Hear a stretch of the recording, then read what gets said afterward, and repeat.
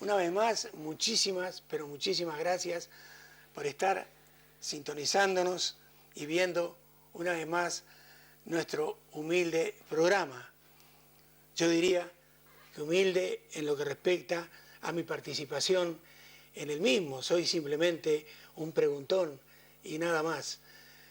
Pero no lo considero humilde por los invitados que vienen semana a semana, que nosotros tratamos, por sobre todas las cosas, que les traigan cosas importantes, que les dejen mensajes importantes, que sea un programa didáctico, que sea un programa cultural, reitero, por sobre todas las cosas.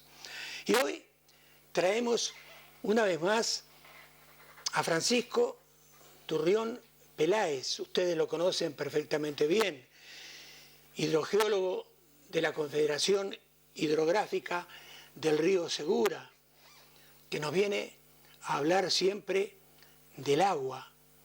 Nosotros sabemos que el amor, por ejemplo, es muy, pero muy necesario en el mundo, pero millones y millones de personas en el mundo han sobrevivido sin amor, pero ninguna de ellas ha podido sobrevivir sin agua. Por eso es tan, pero tan importante que nosotros lo traigamos cada poco tiempo para que entonces ustedes sepan la realidad del agua aquí en España. Buenas noches. Muy buenas.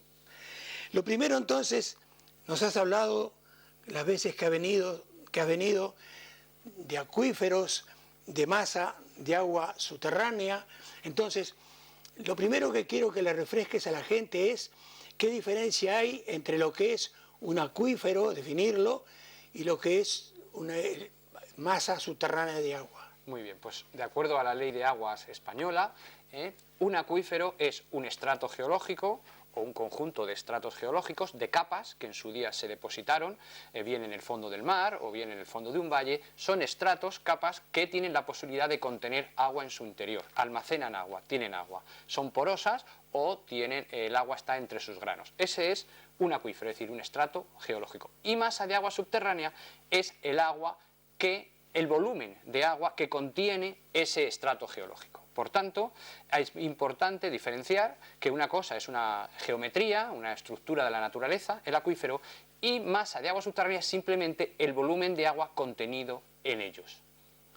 Ahora bien, ¿qué es un embalse subterráneo? Y por sobre todas las cosas, si está contabilizado el volumen que contienen estos otros embalses, no solo aquí en la región de Murcia, sino en España. Bueno, pues como acabamos de decir, la masa, con la definición, con la regla, la ley de aguas, masa de agua subterránea, es el agua contenida en estos estratos, y lo más lógico sería saber su cantidad. Bien, pues los planes hidrológicos, o el plan hidrológico concretamente del plan hidrológico del Segura, no tiene cuantificada esa agua que tiene las masas de agua subterránea, es decir, los embalses subterráneos. Los embalses subterráneos, ¿qué son? Son aquellos acuíferos que están debajo de la tierra y que almacenan una cantidad importante de agua, y que luego ese agua se drena, se almacena, se queda en esas estructuras subterráneas o se va drenando al mar ese agua. Por tanto, sí que es cierto que tenemos esas estructuras que tienen agua, pero no hemos definido su volumen. Es decir, la planificación hidrológica española, no solo la de la cuenca del Segura, sino toda la España, no tiene contabilizado el agua acumulada en los embalses subterráneos. Y eso es muy importante porque, como he dicho, la ley de aguas dice que una masa de agua subterránea es el agua que tienen los acuíferos. Es decir, pues entonces aquí tenemos una deficiencia, en mi opinión, importante en la planificación hidrológica en España, que el agua acumulada en los embalses subterráneos no está cuantificada su volumen. Y concretamente, en la cuenca del Segura, no es que nunca se estudiara, o es que nunca se ha sabido, o es que no hemos tenido los medios. Ya en los años 70 y 80, el Instituto Geológico y Minero valoró en un montón de estudios en la cuenca del Segura que en conjunto había embalsados, en estos embalses subterráneos, 100.000 hectómetros de aguas subterráneas, es decir, 100 veces más agua que toda el agua que almacenan nuestros embalses superficiales como el Cenajo, el Talabe, el Camarillas, el Fuensanta, etc. Muy bien, yo quiero aclararle a los televidentes que Francisco Turrión Peláez recorre España dando conferencias que son muy, pero muy escuchadas. Además de escribir artículos, por ejemplo, hace muy poquito tiempo, un importantísimo diario de la región de Murcia, La Opinión, un diario muy leído aquí en España, publicó algo que él tituló, se lo voy a leer, Los 5 errores del plan hidrológico del Segura y sus consecuencias. Que el plan del Segura tiene errores como este, el de no contabilizar los almacenamientos de aguas subterráneas. Cuéntanos entonces este primer error que tú dices que existe. Pues efectivamente, este error que acabamos de comentar es que, como he dicho antes, si hemos definido en la ley que una masa de agua subterránea es el volumen que contiene un acuífero y que tenemos que cuantificar esas masas de agua subterránea, esos almacenamientos, un error fundamental es que en los planes hidrológicos, no solo el del Segura, sino de toda España, no está contabilizada el agua que almacenan estas masas de agua subterránea. Este sería el primer error, y como hemos dicho, estamos hablando, el caso concreto del Segura, 100 veces más agua almacenada en estos embalses que en los embalses fluviales. Otro error, el segundo error que estimas que existe es el de que no se ha contabilizado la SGD, es una sigla, la corriente subterránea del mar. ¿Esto qué es? Muy bien. Bueno, pues recientes investigadores de la Universidad Autónoma de Barcelona, mediante las técnicas de isótopos de radio, han detectado que en el mar Mediterráneo hay un aporte de agua subterránea 15 veces superior, una corriente subterránea que llega desde el continente al mar, que es 15 veces superior al aporte fluvial. Es decir, esta SGD se llama la descarga subterránea al mar. El agua subterránea que va al mar por un camino absolutamente diferente del camino fluvial. Esto es muy importante, estamos hablando de 15 veces más agua subterránea que llega al mar que el agua fluvial. Pero no solo estos investigadores, recientemente también, a finales del año 2014, en la Universidad de Carolina del Sur, otro profesor, William Gates, había demostrado también, con técnicas de isótopos, que en los océanos del mundo el agua subterránea que llega a ellos es 5 veces superior a la fluvial. En la corriente subterránea 5 veces a la fluvial. Esto es muy importante y tenemos que darnos cuenta que esta cantidad de agua debe contabilizarse en nuestros planes hidrológicos. Es decir, nosotros tenemos que saber cuánta corriente subterránea es la que tenemos en la cuenca del Segura. Cuánta agua subterránea, independientemente del cauce fluvial, se nos está yendo al mar. Esto relativamente no es nada complicado. Esta es una X de una ecuación, simplemente. Es decir, si nosotros supiéramos perfectamente lo que llueve de media en la cuenca del Segura, si supiéramos perfectamente lo que se evapora en la cuenca del Segura al año, como sabemos lo que baja por el río, la X que nos falta es el agua que se nos está perdiendo al mar. Y ese agua también es nuestra, también son nuestros recursos, es un agua que tenemos que contabilizar, porque si contabilizamos ese agua, nos daríamos cuenta que la cuenca del Segura no tiene déficit, todo lo contrario, tiene un superávit de en torno a los 113 hectómetros cúbicos anuales. Ahora bien, en ese artículo del diario La Opinión, nosotros que no sabemos absolutamente, somos ignorantes en este tema, no lo entendimos muy bien y queremos que con palabras simples entonces le expliques a la gente. Allí decís que los cálculos de lo que llueve en la cuenca del Segura y de lo que se evapora no lo ha hecho la Agencia Estatal de Meteorología, AEMET es la sigla, del Ministerio de Agricultura, sino el SEDEX, que es otra sigla que ya nos explicarás, del Ministerio de Fomento. ¿Tan importante es esto entonces que lo haya hecho alguien que no está que no es tan importante como el otro? Bien, lo más importante es que nosotros tenemos que hacer las cosas según dice la norma, según dice la ley. Es decir, cuando tenemos que hacer un plan hidrológico, lo que tenemos que seguir es el libro de instrucciones que nos da la ley, la normativa de cómo hay que hacerlo. Eso es una garantía en democracia de que nos sometemos a las leyes y a las normas. Bien, pues la normativa del plan hidrológico, concretamente la instrucción de planificación hidrológica, dice concretamente en uno de sus anexos, esto está publicado en el Boletín Oficial del Estado, es decir, cuando ustedes hagan el plan hidrológico, la fuente, dice textualmente, de los datos meteorológicos y climáticos, de los datos medios de lo que llueve, pídansela o la tiene que suministrar la Agencia Estatal de Meteorología. Pero añade más, dice, y también los escenarios regionalizados de predicción del cambio climático tienen que ser aportados por la Agencia Estatal de Meteorología. Es algo que parece bastante lógico, bastante obvio. Según el Estatuto de Constitución de la Agencia Estatal de Meteorología, pues es el organismo, digamos, que vela por el organismo oficial que se relaciona con otras instancias a nivel mundial y es el organismo oficial que da veracidad a los datos climáticos en España. Bien. Pero cuando nosotros, esto que debía ser así, cuando nosotros analizamos los documentos del plan hidrológico, comprobamos que, y lo dice, él dice, no, estos datos climáticos han sido facilitados o han sido calculados o estimados por el Centro de Experimentación de Obras Públicas. El Centro de Experimentación de Obras Públicas pertenece al Ministerio de Fomento y la Agencia Estatal de Meteorología pertenece al Ministerio de Agricultura. Es decir, esto sí es importante porque no es lo que dice la ley. Es decir, el Centro de Experimentación de Obras Públicas es un organismo que se dedica a realizar experimentos, ensayos en relación con la obra pública, con el AVE, con nuevas presas, con carreteras, etcétera. Es un organismo muy vinculado a la construcción, ¿no? En cambio, la Agencia Estatal de Meteorología, que es lo que dice la ley, es una agencia, pues, en mi punto de vista, más independiente en el sentido de calcular cuáles son estos datos tan importantes para saber, como decíamos antes, ese agua, esa X que nos falta de la ecuación, ese agua subterránea que se va al mar. Pues bien, uno de los errores, en mi opinión, fundamentales, es que creo que la instrucción de planificación es clarísima. Es decir, lo que llueve en Murcia, la media, si llueven 400 milímetros de media en toda la cuenca, o 360, 300, eso no lo puede decir el CEDEX, lo tiene que decir la Agencia Estatal de Meteorología. Como por las mañanas es la que nos dice, oímos en los medios de comunicación, según la Agencia Estatal de Meteorología, hoy va a ser un día soleado, o ayer llovieron 40 litros por metro cuadrado. Es decir, esa es la agencia, y eso es lo que dice la ley. Ese para mí es un error fundamental.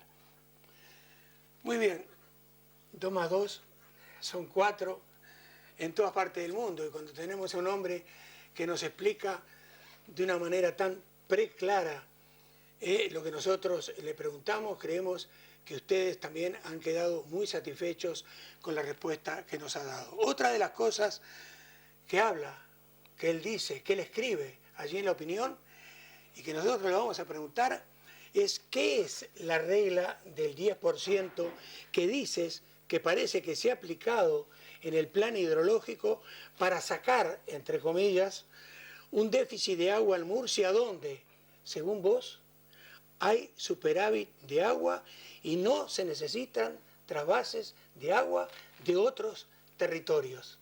Bueno, cuando uno analiza la documentación, ve, y cuando hemos comprobado y hemos dicho lo importante y lo sensible que es para saber el agua que dispone un territorio, de saber muy bien y certificar muy bien lo que llueve en ese territorio de media y muy bien lo que se evapora en ese territorio de media, lo que se llama la evapotranspiración real, cuando uno analiza estos datos y una vez comprobado que no ha sido la Agencia Estatal de Meteorología la que lo ha dicho, sino ha sido el Centro de Experimentación de Obras Públicas, uno ve que en esos documentos hay una variación de datos a la baja en algunos aspectos que no se entiende muy bien. Y lo voy a explicar brevemente. Cuando uno coge el documento con el que se inicia este plan hidrológico, dice que en la cuenca del Segura llueven 400 milímetros. Bien, eso podemos estar de acuerdo o no estar de acuerdo, pero es un dato, 400 milímetros de media en toda la cuenca. Pero en los documentos siguientes, en los documentos que sale información pública, alguien, es decir, empresas vinculadas, o sea, el CEDEX, ha dicho que ya no llueve 400, llueve 360 y tanto, es decir, un 10% menos. Es decir, en el propio documento no ha sido la Agencia Estatal de Meteorología que ha rehecho sus cálculos, ha revisado y dicho, oiga, perdón, que nos hemos equivocado, en vez de 400 llueve un 10% menos.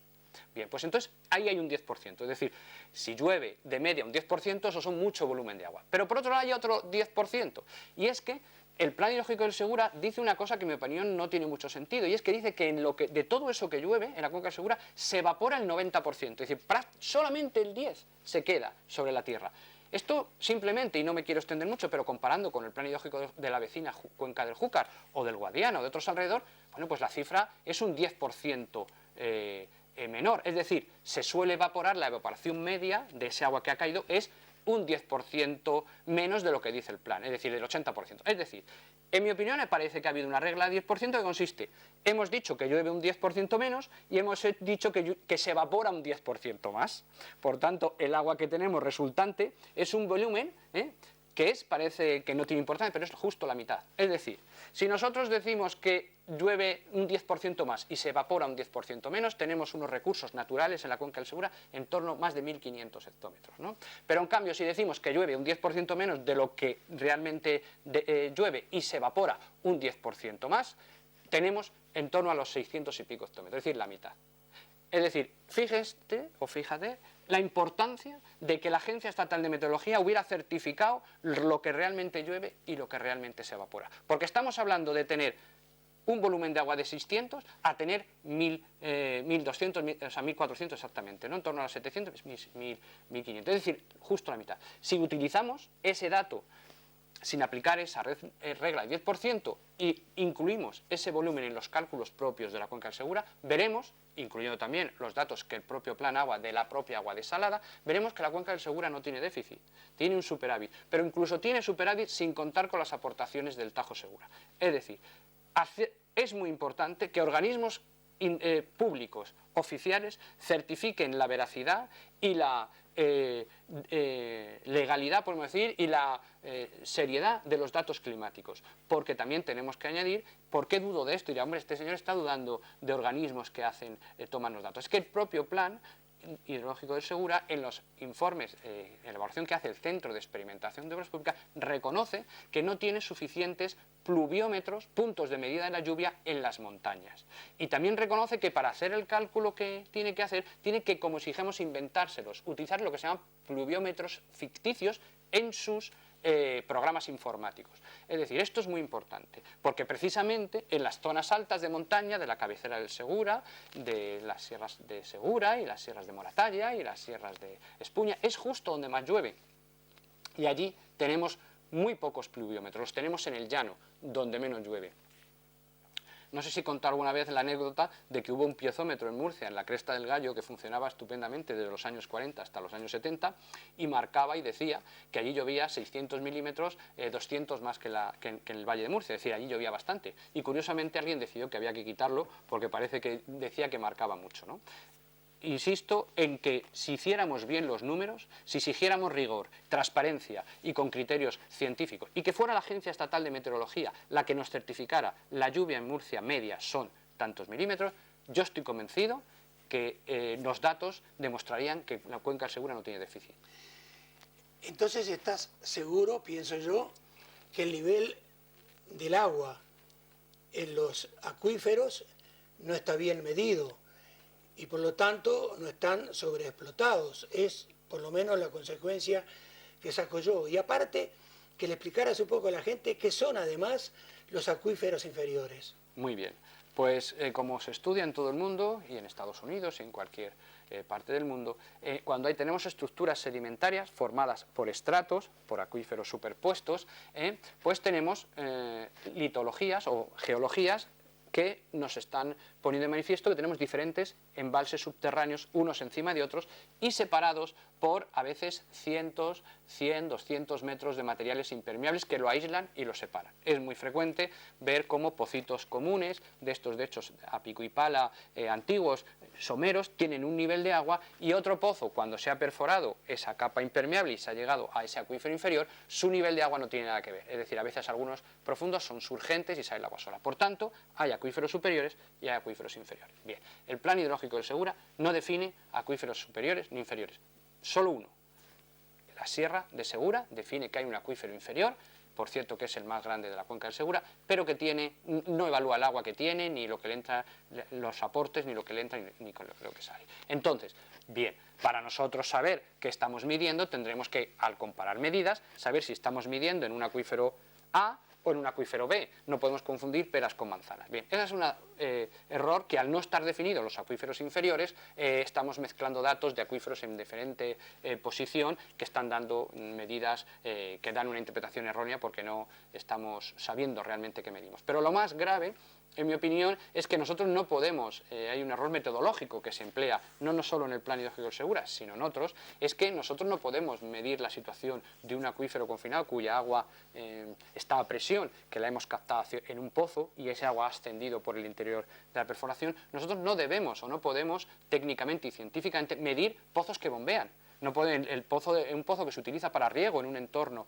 de 3 o 4 pozos y que está bombeando constantemente, él mismo por el propio bombeo va a generar una diferencia de presión, va a variar la presión de surgencia de ese acuífero que quiere salir el agua por el hecho de que está bombeando. Esa es una situación puntual, esa es una anomalía del entorno. Nosotros no queremos ver la anomalía, nosotros queremos ver la situación general del embalse subterráneo. Nos tendremos que alejar de aquel punto que bombea porque esa no es la situación general. Nosotros tenemos que ver la situación de ese embalse a lo largo de los años. Bueno, pues la inmensa mayoría de los puntos se medían y se han medido en este documento de planificación hidrológica 2009 y 2015 y 2015-2021, se han medido en pozos que bombean. Nos dan es un error, una medida invalidante. Y precisamente cuando nosotros vemos medidas en la red oficial de piezometría de la Confederación Hidrográfica del Segura de pozos nuevos que se hicieron en el año 2007-2008 precisamente para eso, lo que se denomina la nueva red piezométrica, que están alejados de focos de bombeo, lo que observamos es una situación absolutamente diferente, de estabilidad, de equilibrio a lo largo de muchos años. Algunos casos desde los años 80, desde mediados de los 80 hasta la actualidad, como por ejemplo en el Valle del Lorca, que el agua está en el entorno de Lorca a 50 metros de profundidad y está así desde primeros de los años 80, o por ejemplo en Sinquina de Calasparra, o en toda la mitad norte de la cuenca del Segura, los niveles están absolutamente en equilibrio. Y luego también lo que se echa en falta es que esas medidas no sean actualizadas, o sea, cuando este plan hidrológico ha salido a información pública, concretamente el último, resulta que los datos en la documentación que se expone a los ciudadanos para que lo consulten y aleguen y lo estudien, resulta que los datos eran de 2009, la última medida era de 2009 de un plan que va a terminar en 2021, es decir, datos desactualizados, medimos en pozos que bombean y no distinguimos los pozos, los acuíferos superiores de inferiores, ¿no? Entonces, estos son una de las razones por las que, como no estamos midiendo bien los acuíferos, estamos confundiendo pozos sobrebombeados por el riego de acuíferos sobreexplotados. En mi opinión, salvo alguna excepción muy concreta, no hay ni un acuífero en la cuenca del Segura que esté en desequilibrio. Para terminar esta primera parte, entonces, a nosotros siempre nos gusta decir que todo efecto tiene una causa que lo provoca. Entonces, estos errores, ¿no?, ¿qué consecuencias traen entonces al plan hidrográfico del río Segura? Bien, las consecuencias son sobre la gente, sobre los regantes, sobre los industriales, sobre los ciudadanos, porque claro, estamos en un Estado de Derecho y nos tenemos que someter a las leyes. Y un plan hidrológico es una ley, es un reglamento. Y si ese plan ha medido mal la situación de los recursos propios que tenemos, decimos que tenemos déficit de 400 hectómetros, donde en mi opinión hay un superávit, pues claro, si dice que no tenemos agua, a los ciudadanos se le impide el acceso a ese agua. Si no medimos bien los acuíferos y se dice que los acuíferos están sobreexplotados cuando realmente medimos un agujero piezométrico, un embudo en una zona concreta, pues le impedimos a los ciudadanos, a los regantes, que accedan a ese agua. Impedimos en definitiva el desarrollo económico del interior de la cuenca del Segura, sostenible, que tampoco tenemos que hacer aquí poner grandes urbanizaciones con campo de golf, sino que estamos hablando de desarrollo rural, de dar riego y poner cultivos de leñosos, de la vid, almendro, pistachos, es decir, que consumen poca agua, pero que generan una producción que da riqueza al medio rural, fija población al medio rural. Pues lo que estamos haciendo con este plan y con estos errores es impidiendo que los ciudadanos accedan a su propia agua. Y si hay un sitio en España donde el agua se ha demostrado que es un motor de desarrollo económico, de desarrollo social, es Murcia, ¿no? Y a mí esto me parece que es muy grave, ¿no? Porque el plan hidrológico dice, partiendo de esto que hemos dicho, de que hay ese déficit, no se pueden dar nuevas concesiones, los pozos de menos de 7.000 metros cúbicos que se autorizan en toda España sin O sea, que no hace falta autorización, es decir, que tú lo haces y lo comunicas, aquí requieren autorización, si ese pozo lo quieres para regadío no te lo autorizan, aunque sea para regar 2 hectáreas de viña o 3 hectáreas de almendros. Si el pozo pasa donde tú tienes la finca y quieres poner un cebadero de cerdos, resulta que pasa en la tubería de agua municipal del pueblo, te obligan a engancharte a la red de agua municipal, que vale el agua en torno a 2 euros el metro cúbico, incluso más, cuando tu agua de tu pozo puede valer menos de 10 céntimos, es decir, 20 veces más barata. Es decir, toda hay una serie de cosas que nos hemos hecho nosotros mismos una trampa, nos hemos liado en los pies una madeja que nos impide andar, nos hace tropezarnos, ¿no? Por tanto, es importante sacar a la luz estos errores para que rectifiquemos. Muy bien, estamos grabando en la hermosísima Moratalla de la región de Murcia. Tenemos la tremenda fortuna de tener muy cerquita un camping. Y en ese camping, ya nos lo ha dicho nuestro invitado muchas veces, hay un agua que surge límpida y potable que increíblemente se puede tomar, inclusive para sanarnos de muchísimos males que pudiéramos tener. Entonces, vamos a aprovechar, mientras ustedes escuchan los sanos consejos de siempre, para irnos a tomarnos unos buches de esa hermosa agua surgente y seguimos con el programa de hoy.